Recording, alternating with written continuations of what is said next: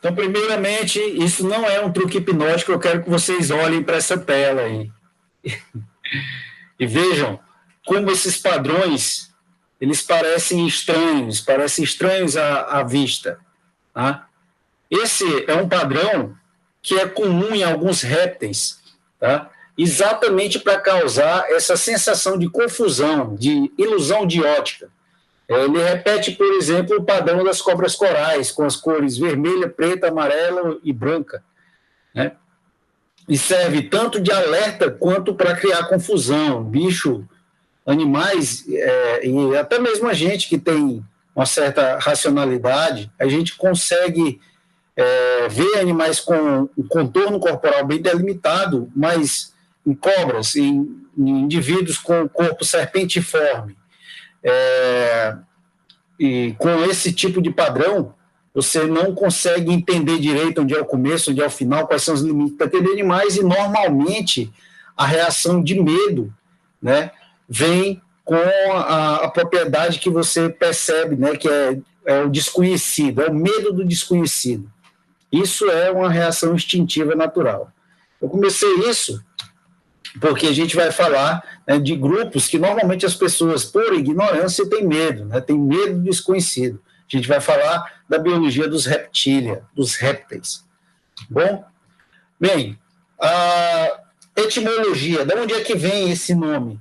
Reptília vem diretamente do latim, né, é a flexão do verbo reptare, que significa rastejar, né? Então, répteis são os indivíduos rastejantes, esse é o nome, né, que engloba um conjunto de indivíduos, né, muito grande e que se divide em 3 linhagens diferentes.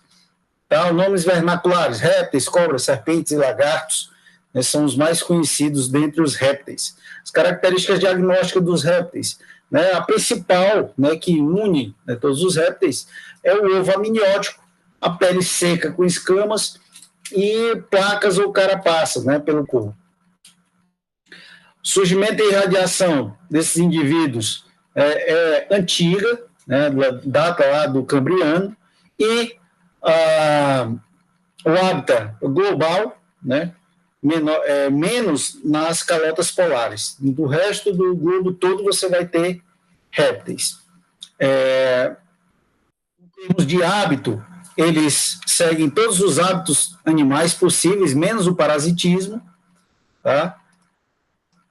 E o número de espécies descritas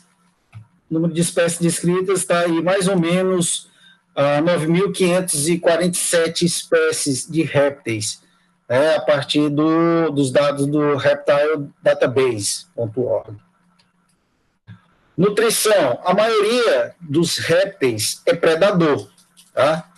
No entanto, existem alguns répteis herbívoros também, né? Mas normalmente eles são predadores. A carnivoria é a maior parte do tipo, né, de alimentação, onde eles se alimentam de carne fresca, carniça, peixes, crustáceos, insetos e tudo mais. E mesmo alguns que são herbívoros, uma parte deles tem a primeira fase da vida, né, a fase juvenil carnívora, e depois vão evoluindo para herbivoria. Isso dos répteis atuais, tá? O iguana, por exemplo, quando ele é filhotinho, ele é principalmente insetívoro, e à medida que ele vai crescendo, ele vai começando a se alimentar de brotos e de frutos, né, de algumas folhas. E alguns são onívoros, né, como é o próprio caso do iguana. Eles se alimentam de proteína animal e também de matéria vegetal. Tá certo? Continuando. A digestão: a boca desses animais abre-se diretamente na cavidade bucal, tá? Ele não tem nenhuma cavidade anterior, não tem lábios, tá? Eles são formados desses lábios musculares, né? Eles são formados por apenas uma borda de pele flexível margeando a boca. E nos crocodilianos nem essa borda de pele tem. Ele tem a pele da boca e já os dentes, né, na parte inferior, na borda dessa lâmina óssea da boca. eles têm fileiras de dentes presentes, né, nas maxilas e mandíbulas em linha contínua. E lembrando que os quelônios, as tartarugas, os jabutis e os cágados não têm dentes e nem lábios.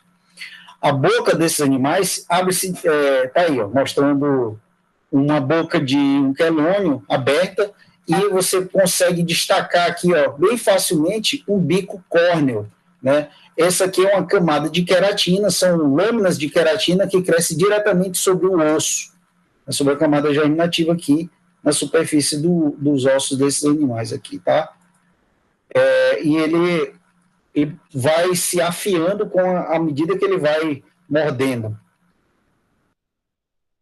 Nos animais que têm dentes, nos répteis que têm dentes, a dentição pode ser de 3 tipos. Tá? Ela pode ser acrodonte, com dentes, né, conectados acima da borda do osso dentário, do maxilar, tá? Dentário na arcada inferior e o maxilar na arcada superior. Plerodonte conectado ao lado do osso dentário, tá certo? Como é o caso lá dos crocodilianos e o caso de alguns répteis primitivos, alguns dinossauros. Ou tecodonte inserido no alvéolo dentro do osso dentário. Como nós mamíferos, descendentes lá da linhagem sinápsida, nós temos a dentição tecodonte. A digestão, então aqui a gente tem um desenho, né, de um esquema de uma serpente aberta, mas ela serve, né, de generalização para os outros répteis. Então, o tubo digestivo desses animais é um tubo digestivo completo, como em todos os cordados. O que é um tubo digestivo completo? Tem boca, começa com a boca, termina com ânus. Depois da boca vem o esôfago, né? Depois do esôfago, o estômago, que vai ser a primeira porção, né, da digestão química desses animais. Eles vão possuir uma vesícula biliar, um pâncreas, um intestino, né, dividido também em delgado, ou intestino menor e intestino grosso, que é o maior, e o reto, né, que desemboca em uma cloaca. Aqui mostrando, né, aqui.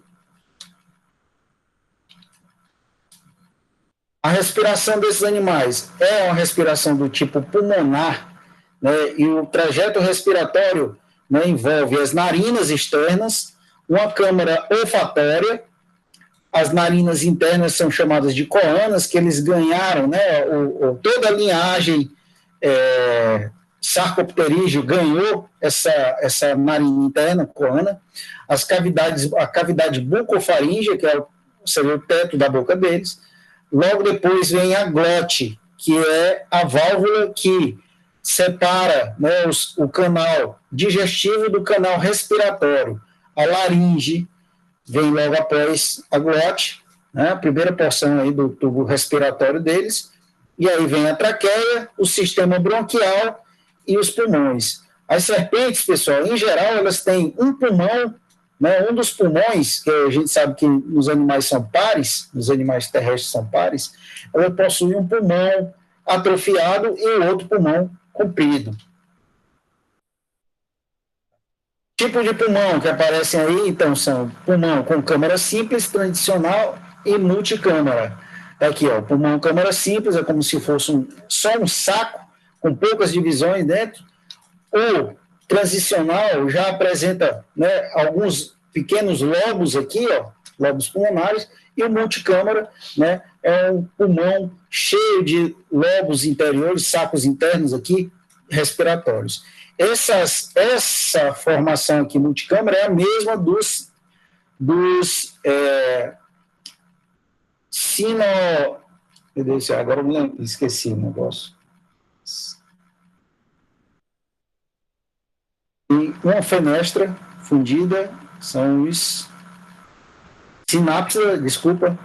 Os sinápsida, esse tipo de pulmão é o mesmo pulmão dos sinápsida, tá certo? E que foi derivado até chegar no nosso pulmão. Bem, sobre a excreção desses animais. A excreção é a forma como eles vão tirar do corpo os compostos nitrogenados, né? Quando você se alimenta de proteínas e você digere a proteína, digere o aminoácido, O que sobra são excretas nitrogenadas. A primeira excreta, a primeira forma de excreção que o corpo produz é a amônia. A amônia, todo mundo sabe que é extremamente tóxica e precisa de uma grande quantidade de água para ser diluída. Os peixes excretam amônia. Os peixes de água doce excretam amônia direto. Por quê? Eles não têm problema, não têm que economizar água. Eles não precisam economizar água. Os répteis precisam economizar água por conta do peso do corpo dele e por conta da disponibilidade ambiental da água. Tá certo? Imagina só um calango, o tanto de água que ele tem acesso. Ninguém vai botar uma bebidinha, uma coisinha para o calango ficar bebendo água toda hora. Não. Os bichos que vivem no deserto e aproveitam muito da água, né, ou de orvalho, ou de água metabólica produzida pelo corpo dele através da queima da gordura, certo? Então eles têm que economizar o máximo de água possível. Com isso, eles fazem o quê? Pegam uma excreta que precisa de muita água, como é a amônia, é altamente tóxica, e vão metabolizando ela até que ela fique concentrada. Quem já viu aquelas bribinhas de parede, aqueles calanguinhos de parede que faz um cocôzinho, parece um charuto, é uma coisinha preta com uma bolinha branca em cima. Aquilo ali, aquela bolinha branca é o xixi do lagarto. Só aquela bolinha. Isso ali é o ácido úrico. Ele é a forma de urina mais concentrada e menos tóxica que existe. A forma menos concentrada e mais tóxica é a amônia. E entre essas duas formas tem a nossa forma de urina, né, que é principalmente formada por ureia, que é o meio do caminho metabólico entre essas duas. Ela é pouco concentrada e pouco tóxica. Tá? O rim dos animais que precisam fazer isso daí é um rim do tipo metanéfrico, um rim completo, portando metanéfros situados na porção dorsal posterior do corpo, lombar, né, na região lombar. Então, é um rim do tipo metanéfrico, opistonéfrico.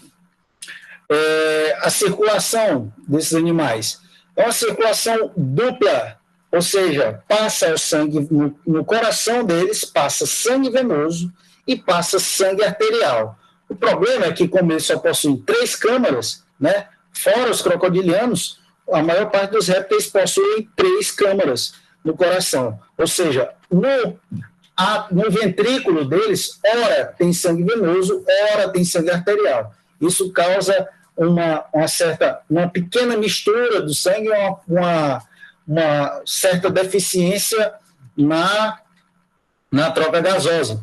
Tá? Isso diminui também alguns efeitos metabólicos no corpo deles. O sangue, normalmente, de todos os répteis, né, é pigmentado com a hemoglobina, de cor vermelha, tá certo? O sangue dos répteis é o sangue vermelho. No entanto, no caso do Phrasinoema virens, é um lagarto de sangue verde. Ele possui no seu sangue como pigmento uma biliverdina também, com o plasma incolor. Isso dá uma tonalidade verde para o sangue desse animal. As hemácias deles são nucleadas, olha só, mais uma diferença entre eles e nós mamíferos. A nossa hemoglobina é anucleada, tá certo? O processo de hematopoiese ocorre única e exclusivamente dentro da medula óssea. Nesses répteis, as hemácias têm núcleo, tá bom? Como eu falei antes, o coração tem 3 câmaras e nos crocodilianos, né, que a gente pode dizer que são os répteis mais complexos, né? E aí a gente falando só do réptil propriamente dito, né, numa classificação, num paradigma gradista, o coração deles possui 4 câmaras e é interconectada por uma abertura, uma fissura chamada ósteo. Tá? Isso é uma característica que alguns dinossauros ainda vão ter e que foi nas aves e nos mamíferos foi totalmente fechado. Mostrando aí, então, a circulação. A gente tem um lagartinho aqui, ó, como representante dos répteis. O trajeto circulatório deles, então, sangue venoso. O que é o sangue venoso, pessoal? Sangue venoso é o sangue que vem pelas veias. Ele está rico em gás carbônico, tá? retirado do quê? Do processo de queima, de liberação de energia que ocorreu em cada célula do seu corpo. Então, a célula pegou o alimento, transformou em energia. O que é que sobra daquela oxidação, daquela transformação do alimento em energia, daquela queima? Resíduo da queima é gás carbônico e água. A água absorvida lá mantém-se na célula mesmo, e o gás carbônico cai na corrente sanguínea para ser transportado pela hemácia e ser despejado no pulmão. Chegando, então, esse sangue no pulmão, ele chega venoso, tá? E aí ele tem que ir do pulmão para o coração. E aí, depois que ele vai do pulmão com oxigênio, vai para o coração, ele passa a se chamar sangue arterial. O coração bombeia de volta esse sangue para o corpo, e aí ele chega lá no seu tecido, levando oxigênio para a próxima queima, para a próxima combustão celular, e aí a gente chama de respiração celular, e aí ele vai ser, mais uma vez, trocado por gás carbônico. Então, aqui a gente coloca, né, o esquema de troca. Aqui, ó, pulmão, chegou o sangue venoso, ó, coração bateu, empurrou o sangue venoso, chegou aqui no pulmão, trocou, aqui vira oxigênio. O oxigênio vem, coração bateu, jogou para o corpo, papapá, chegou aqui no corpo, um sistema capilar distribui por todos os tecidos recebem oxigênio, soltam o gás carbônico vai para o coração e o coração bombeia para o pulmão de novo, certo? Está aqui, é esse aqui o sistema, né, de dupla circulação no coração dos répteis, tá bom? Então está aí, aqui é só o esquema de organização, né? O sangue venoso, então, sai das vênulas e veia sistêmica, vai para o coração e vai para o pulmão, do coração para o pulmão. E o sangue arterial vai do pulmão para o coração, do coração para as artérias e arteriolas sistêmicas. Então, aqui o coração do animal, aqui mostrando, né, como é que são as passagens pelas cavidades. Então, aqui, ó, átrio direito, um sangue rico em CO2, aqui, ó, CO2 azulzinho aqui, ó. Esse esquema de CO2 azul e O2 amarelo não fui eu que criei, tá? Isso aqui eu tirei do livro. Eu preferia colocar o O2 como azul, mas tudo bem. Então, aqui vem chegando aqui, ó, no coração, a partir da veia cava, tá? Ó, veia cava, ela chega no átrio direito, certo? Chegou no átrio direito, passa aqui pela camada muscular, no ventrículo e é bombeado para a artéria pulmonar. Então, aqui, ó, o sangue rico em CO2 chega no átrio, ventrículo, artéria pulmonar. Chega pela veia cava, vai pela artéria pulmonar. E o sangue arterial chega pelas veias pulmonares e, né, entra aqui, ó, no ventrículo e ela sai aqui, ó, pela artéria sistêmica. Aqui está cortado, mas é esse mesmo nomezinho aqui, ó. Artéria sistêmica, que tem aqui a direita e a esquerda. Tá bom? Sustentação. Tá, a gente vai falar aqui, né, que a gente já tinha falado, melhor dizendo, quando a gente foi começar a falar sobre a minhota, que a sustentação dos répteis ocorre através de um esqueleto ósseo rígido, né, devido à ossificação mais robusta do que a dos anfíbios, especialmente na região do crânio. E aí, esse crânio, a gente forma 3 linhagens. A linhagem anápsida, né, tem um crânio sólido, ele não possui a fenestração, que foi o nome que me fugiu ainda agora. Fenestração, pessoal, é a abertura, né, é a chamada fenestra temporal, uma abertura na cabeça para a passagem da musculatura, tá? Então, a cabeça de uma tartaruga, por exemplo, aqui, dos cotilossauros, ela não tem a fenestração aqui. Então, a musculatura ela só é intrínseca, só é na parte de dentro aqui do crânio, né, da boca do bicho. Tá bom? Os tilosauros já estão extintos. Está vendo aqui essa abertura? Essa abertura é dos euriápsidos, né, sinápsidos euriápsidos, apresenta uma única janela supratemporal em cada lado do crânio. Ela está situada na juntura entre os ossos parietal, escamosal e pós-orbital. Tá bom? Quem é que tinha esse tipo de abertura aqui? Os plesiosauros. Quem é que não sabe o que é o plesiosauro? Já viram algum filme daquele bicho aquático chamado Monstro do Lago Ness? Pois pronto. O plesiosauro, o pessoal, a lenda diz que lá no Loch Ness, na Inglaterra, existia, agora não me lembro se é Inglaterra ou se é na Escócia, né? Escócia, né? Na Escócia existe um lago com um monstro aquático lá dentro, e o monstro seria um plesiosauro. A gente sabe que é mentira isso aí, é só uma invenção do povo para atrair turista para lá. Tá bom? Continuando. Outro, sinápsido. A única janela é infratemporal, em cada lado do crânio, tá certo? Está situada na juntura dos ossos escamosal, quadrado jugal, jugal e pós-orbital. Tá aqui, ó. Aqui, ó. Pós-orbital, escamosal, quadrado jugal e jugal. São os ossos, tá? Tá aqui. Aprenda o nome desses ossinhos aqui e o nome dessas fenestras, por favor. Ela está situada nessa juntura aí. E o exemplo, pelicossauro, que já estão extintos também. Vocês já viram um bicho, um réptil primitivo, não vou chamar de dinossauro, porque não é dinossauro, mas um réptil primitivo, que possui tipo uma vela de barco nas costas, aquele bicho lá é um pelicossauro, tá? Uma pessoa pedindo para entrar na sala agora.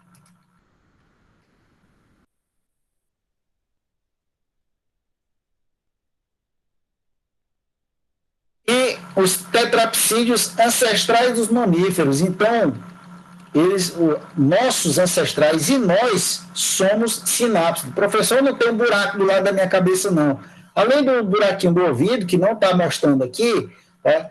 Essa passagem bem aqui, assim, aqui a gente já é avançado e a gente come comida cozida, não precisa ter osso zigomático, porque esses ossos aqui estão avantajados. Mas se você pegar a cabeça de um cachorro, você vai ver que tem um arco zigomático bem grande e há uma passagem grande de musculatura por dentro desse arco zigomático, e elas se ancoram numa crista occipital aqui, na parte de cima da cabeça de um cão, tá certo?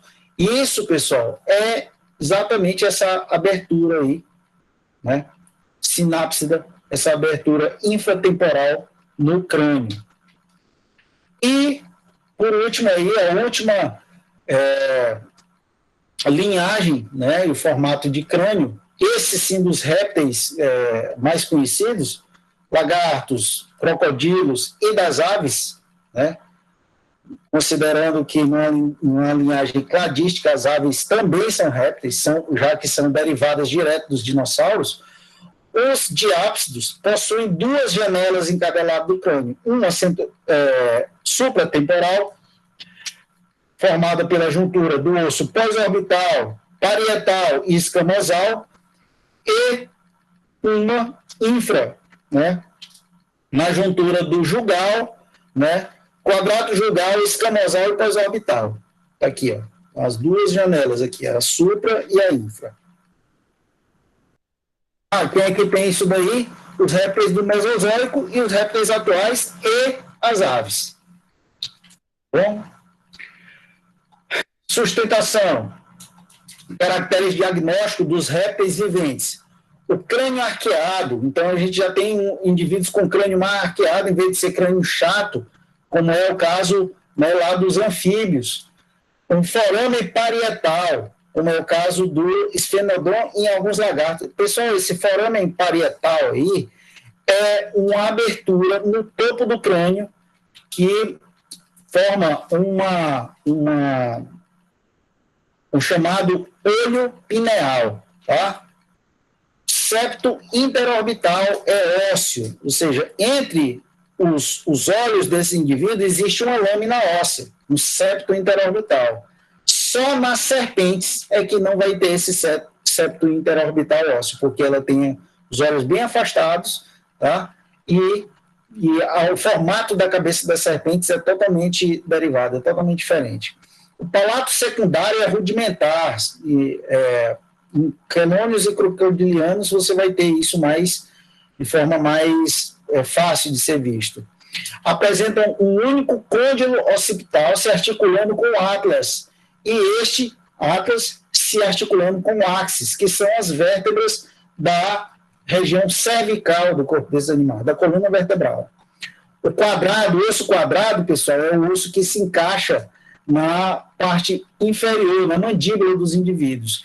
Ele é móvel nos escamados. Esquamata é equivalente a escamados em português. Quem é esquamata? Cobras e lagartos, tá bom? As serpentes e os lagartos têm um osso quadrado móvel. Qual é a vantagem disso daí? Eles possuem uma abertura maior. Tem aquela história que a cobra come um boi, não come um boi, mas come um bezerro, tá certo? Uma serpente grande, uma sucuri grande, pode se alimentar de grandes presas devido a essa mobilidade do osso quadrado, tá? Ele é só, no caso dos outros indivíduos, como é o caso dos crocodilianos e dos quelônios, ele é solidamente fundido ao crânio, tá? E a sínfise mandibular é frouxa nos escamados e firme nos demais. O que é a sínfise mandibular? Sínfise, pessoal, é a junção dos dois ossos através de uma cartilagem. Então, quando você vê também uma serpente, a boca de uma serpente aberta, parece que esse osso do lado direito da mandíbula dela e do lado esquerdo são soltos, porque ela é frouxa a ligação entre um e outro. Tá bom?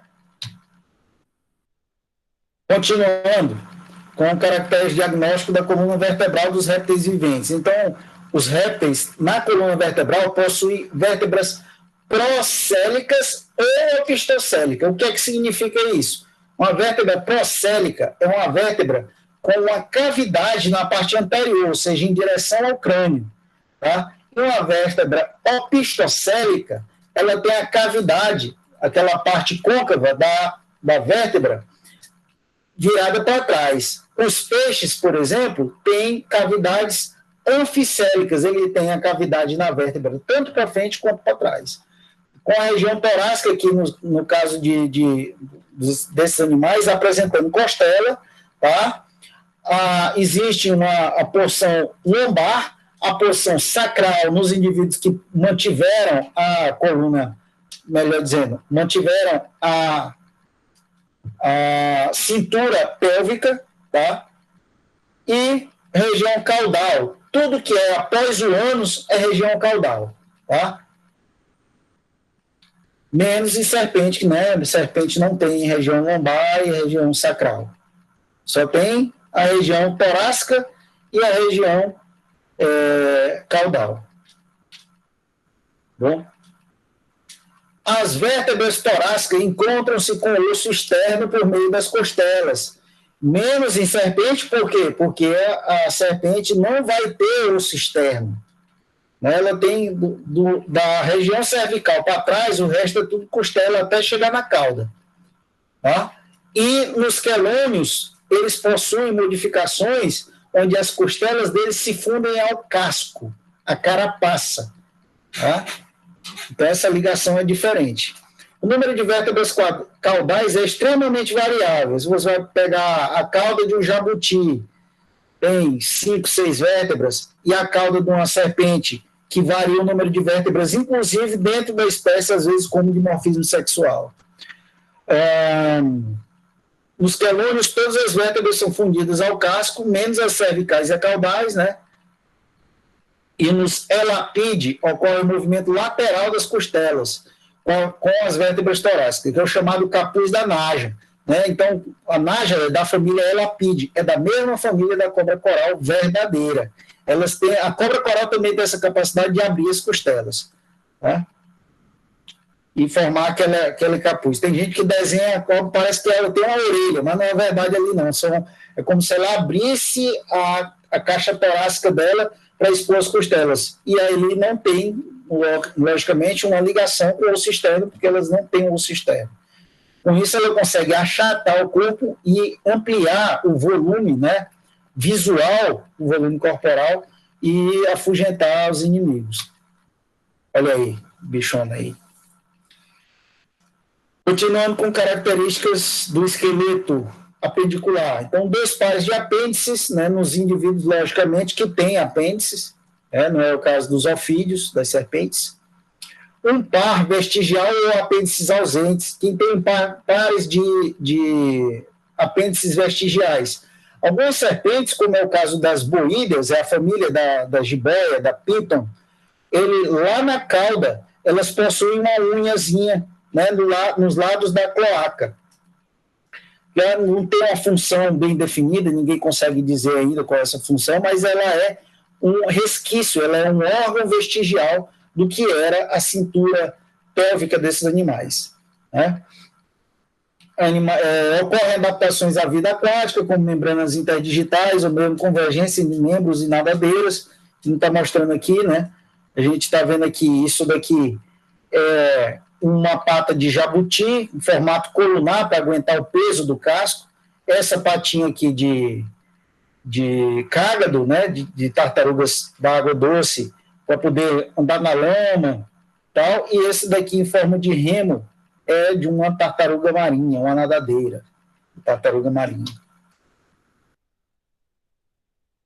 A carapaça, então, dos textudinhos, que são as tartarugas, jabutis e tal, cágados, esse é um cágado, ela apresenta vértebras e costelas fundidas. Isso daqui, pessoal, é um filhotinho e ele sofreu um processo chamado diafanização. Isso aqui a gente, no laboratório, utiliza produtos químicos, como a pancreatina, para digerir o tecido mole do corpo do animal e corar as cartilagens de azul, e o que for calcificado, o que for ósseo, a gente tinge de vermelho. Olha só, filhotinho aqui, que devia estar no ovo, não foi coletado. Mostrando aqui, ó, cada pedacinho desse aqui é uma costela que vai se expandindo aqui, ó, de forma óssea, para, né, formar todo o casco do bicho. Aqui, ó, as vértebras também são fundidas, não são móveis, e aqui está a cabecinha dele. Então, essa carapaça, né, o todo, né, chamado, a armadura completa chamada de carapaça, a parte de cima mais côncava da carapaça é chamada de casco, e a parte de baixo, que é a parte mais reta, no caso das fêmeas, é chamada de plastrão. Por que eu digo reta no caso das fêmeas? Porque em muitas espécies de textudinhos, de tartarugas, jabutis e tal, o macho tem o plastrão côncavo para poder encaixar nas costas da fêmea, durante a cópula. E existe também, pessoal, uma classificação em relação à forma como elas escondem o pescoço, né, sendo chamados de, né, subordem Cryptodira, os indivíduos que escondem o pescoço para dentro do casco, como é o caso do jabuti, e Pleurodira, os indivíduos que escondem o pescoço de lado, como é o caso dos cágados. Né, aqui está um Cariotocheles scripta, né, que é um filhotinho aqui, ó, neonato, né, recém-nascido, diafanizado. Locomoção. Então, os répteis possuem músculos dérmicos presentes, tá? Só um momentinho aqui, vou pegar uma água. Apresentam músculos intercostais internos e externos.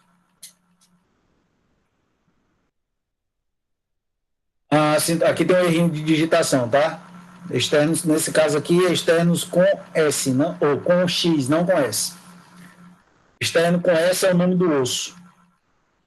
A cintura peitoral não se articula com a cabeça, tá? Diferente dos peixes. No peixe, a cintura peitoral é articulada com a cabeça. Nos répteis e nos anfíbios, né, e logicamente mamíferos e aves, não tem essa articulação da cintura peitoral com a cabeça. Só que neles aqui não tem também articulação com a coluna vertebral. Musculaturas hipoaxiais é que prende a cintura, né, no tronco.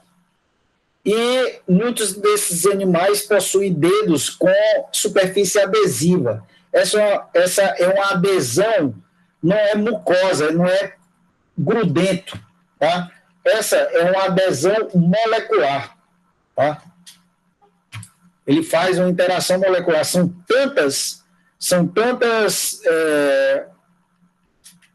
camadas, né, de lamelas aqui, olha só, que ele realiza interação molecular com a superfície onde ele toca. No caso do movimento serpentiforme, você tem esse movimento linear, reto, tá certo?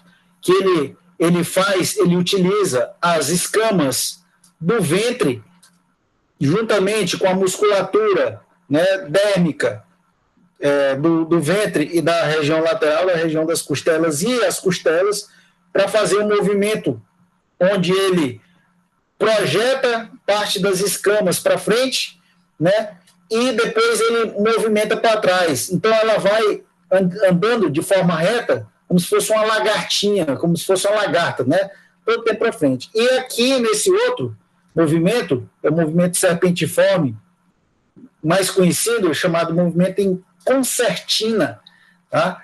É como se fosse uma sanfona mesmo, ou seja, ele projeta o corpo todo para frente e puxa muscularmente a parte posterior do corpo e vai fazendo esse movimento estilo sanfona. Concertina é sanfona, é acordeon, é esse fole que vai e volta, né, que a gente conhece aqui no Nordeste como sanfona.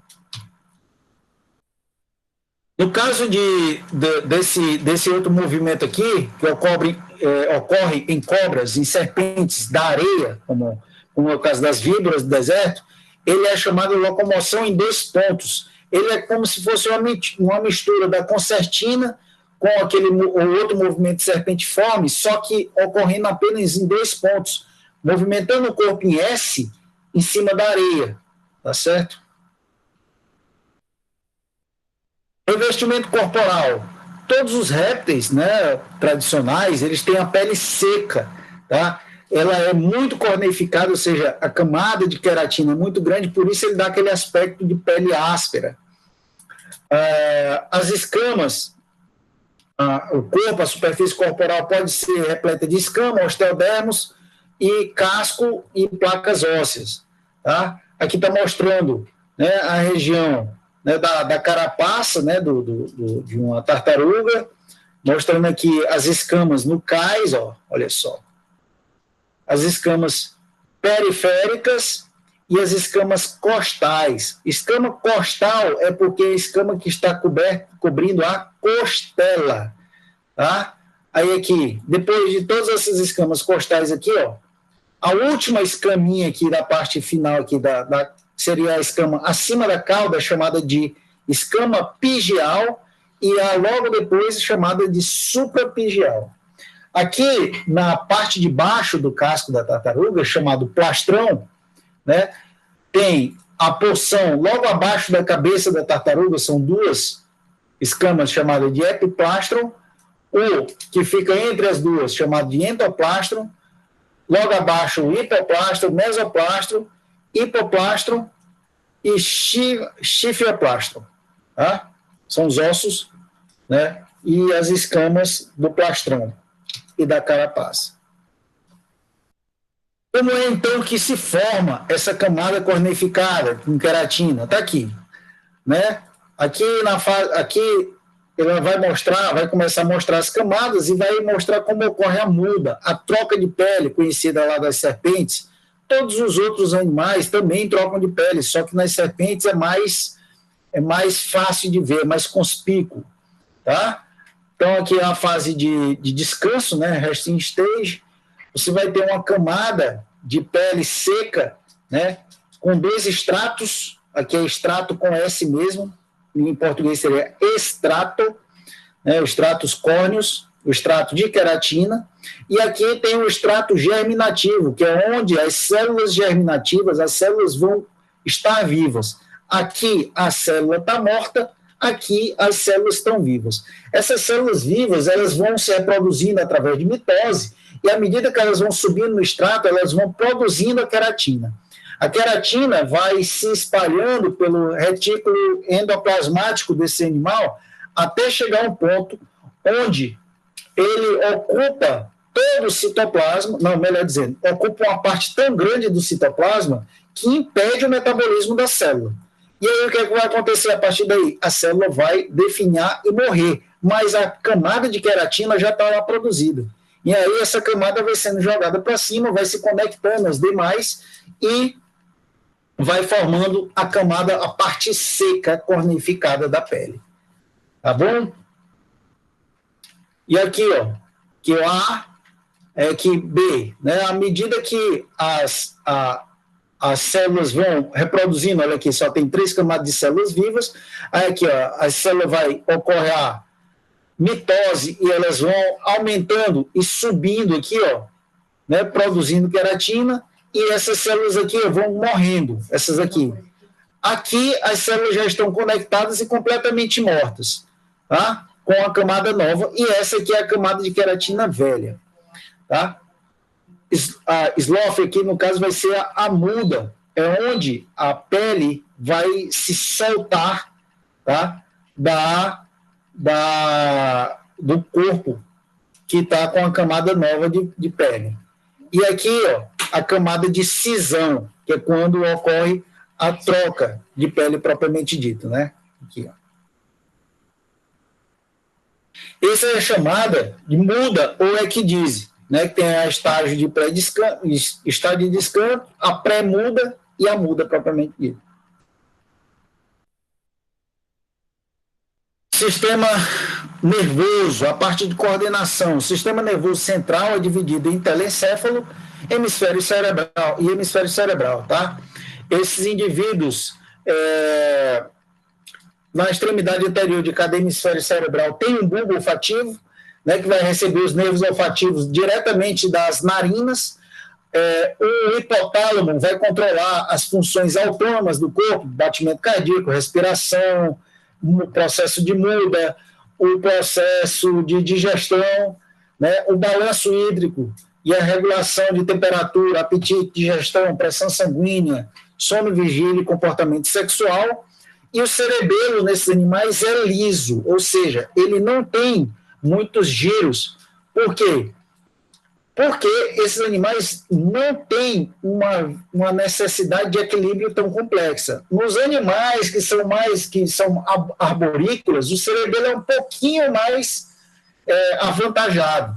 Mas as serpentes, por exemplo, né, os lagartos, as tartarugas, eles vivem em terra firme, muito rente ao solo. Então, a necessidade de equilíbrio não é tão grande quanto, por exemplo, de um animal arborícola que salta de galho em galho. Isso não é algo típico dos répteis atuais, né?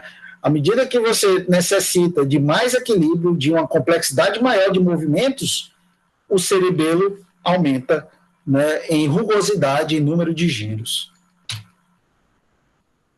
Então, isso aqui está mostrando a cabeça de um lagarto cortado em corte parassagital. Corte sagital é o corte exatamente entre os olhos. O parassagital é um pouquinho, né, lateralmente, passando talvez às vezes por cima de um olho. Tá? E mostrando aqui o órgão vomeronasal. O que é o órgão vomeronasal? O órgão de Jacobson. Quando ele bota a linguinha para fora, bota aquelas 2 pontinhas, ele captura o quê? Partículas de cheiro que estão no ar, e aí, a partir daí, ele vai saber, em cada ponta, de acordo com a quantidade maior, a concentração maior de um lado ou de outro, de que lado está o alimento dele, tá certo? Se tiver mais partícula de cheiro para o lado esquerdo, então há grande probabilidade que o alimento dele esteja para a esquerda, e aí ele se direciona para isso. E aí, quando ele coloca essa língua para fora, que as partículas de cheiro se impregnam nessa língua, ele passa a língua no órgão vomeronasal, tá? E aí esse órgão é ligado aqui ao sistema olfatório dele, né? E vai ser, né, aqui é o bulbo olfatório, e vai ser processado pelo cérebro desses animais. Aqui logo a cavidade nasal, logo atrás aqui, também relacionada com o bulbo olfatório, tá? A musculatura do olho aqui, tá? Glândula pituitária, logo aqui abaixo do cérebro, tá bom? O complexo pineal, como eu havia falado, o olho pineal aqui na fenestra parietal, né? O lobo óptico aqui, né? E o cerebelozinho aqui, ó, destacado, tá bom? Então, o cérebro desse bicho é tudo isso aqui, ó. Esse aqui em cinza mais escuro, tá bom? E aqui é a coluna, aqui é a medula espinhal. Vindo para cá, língua, aqui é a boca, né? A parte da mandíbula, aqui é a maxila. Então, aqui está a língua. O palato secundário, aqui, ó, né? O chamado céu da boca. Aqui não está mostrando, mas se tivesse uma cavidade, se tivesse um corte um pouco mais lateral, provavelmente mostraria a abertura da coana. Aqui tem a região, não tá marcado, mas aqui é a região da glote. Isso daqui é a faringe, tá? E esse daqui, ó, esôfago, e aqui a traqueia, tá? Aqui é a faringe, aqui é a laringe, aqui é a traqueia e aqui o esôfago. Beleza?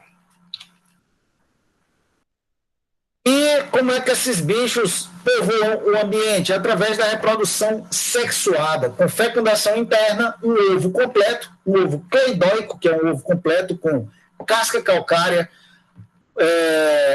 membranas âmnio, alantoide e córeo, essa membrana preenchida por vitelo, tá? E albúmen, essas membranas preenchidas por vitelo e albúmen. E no caso do bicho começar a desenrolar aqui o metabolismo, caso esse ovócito seja fecundado, ele vai desenvolver e o alantoide vai receber as excretas nitrogenadas dele, né, e armazenar aqui. Tá bom? É isso que a gente tem para falar nesse tópico de hoje. Pessoal, alguma dúvida?